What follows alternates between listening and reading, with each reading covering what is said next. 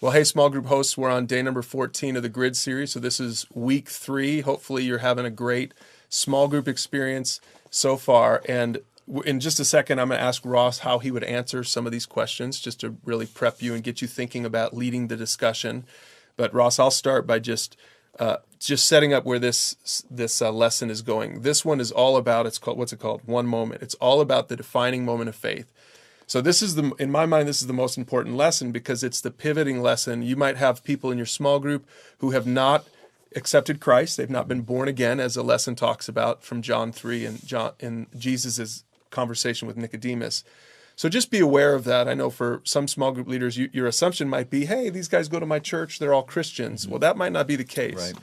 So hopefully after a few weeks or a couple of weeks of digging into the Word and the Holy Spirit working on their heart, you might find that a couple people are going to say, I don't know if I've ever had my defining moment of faith. Mm-hmm. So just be aware of that as you go through this lesson and this conversation. So Ross, let's get to a couple of these discussion questions for you today. I'm just going to skip all the way down toward the bottom. Question number 6. Help the hosts out with this one. Describe some ways that Christians today adopt the Pharisees' approach to faith or religion. Right. So what we're talking about here, again, is a defining moment of faith. And the story is that this Pharisee Nicodemus comes to Jesus. And so we're going to use the Pharisees to exemplify many, many religious groups, churches, Christian as well as others, that approach God on the basis of their own works and their own worthiness. So that's what's behind that question.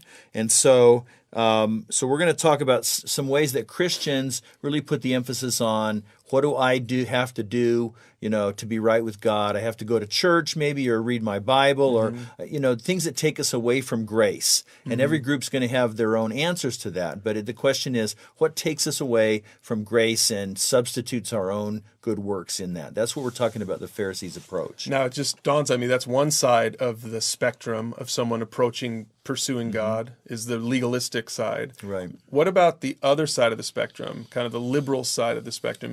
Could that maybe come up in that same question? Well, it can, where we're talking about people who want to approach God without just sort of doing anything their life doesn't change. They come to God and their life doesn't change. And in fact, that kind of is, we kind of get at that in verse in Question 7. Question 7. Let's say verse 7, but this is not the Bible. Okay, the Bible is in there, and let me just remind our hosts that we really encourage you to open the Bible in these questions, and it's highlighted. You could just hit the link, and that's why we're using our phones today.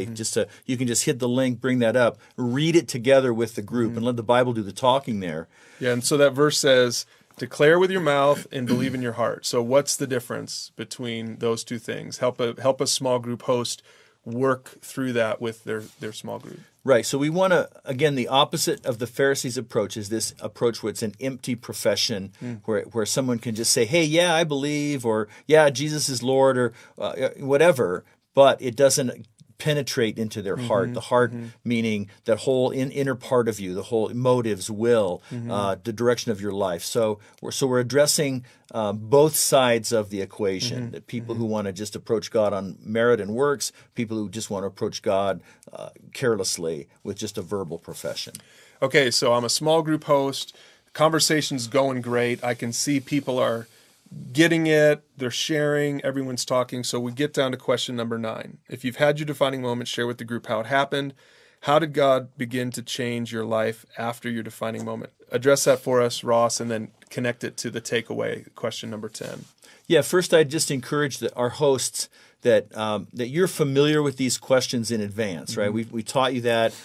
Don't shortcut it by now. It's week 3 in the series. Don't start shortcutting it. Go through these questions, think about it, because they build. And they're building toward this moment where we get an opportunity for people to share a little bit of their own story, their own defining moment.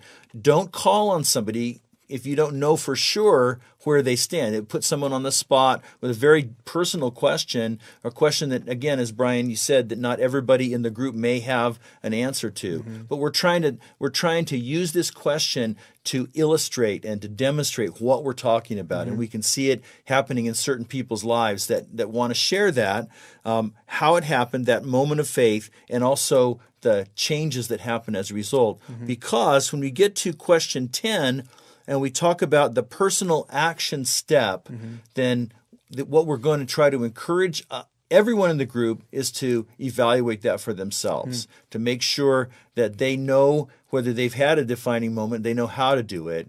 And so So how would a host close the deal, so to speak? Because Yeah. I know some hosts might be like, "Whoa, we're talking about coming to faith." Some hosts maybe have never led anyone to Christ before.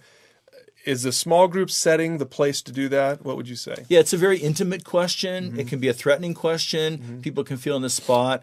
And so we're not recommending that you have a raise of hands or Everybody close their eyes, right. And And I'm if going to you- play manipulatively in the background on my organ. Right, exactly. If you have an organ at home, maybe you want to try that. I don't know. No, what we're saying is really make it easy for people. You want to make an invitation to say, hey, if you're not sure about this question or you're not sure where you stand or you haven't had a defining moment of faith, because we've been talking about that now for a couple weeks and particularly tonight, then come talk to me. I'll hang around afterwards. Everybody else can leave. We can have a private conversation. Text me, call me, whatever. We can get together for coffee.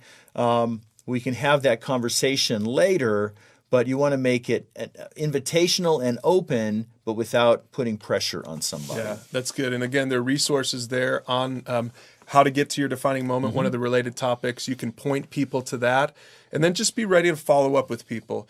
And in fact, next week, in week number 4, we're going to talk there about going all in. And so we'll have an opportunity in that lesson to kind of revisit this so that you can just ask, hey, where do you stand in your relationship with God? We'll pull the circle out, the full circle, pursue God thing from Foundations.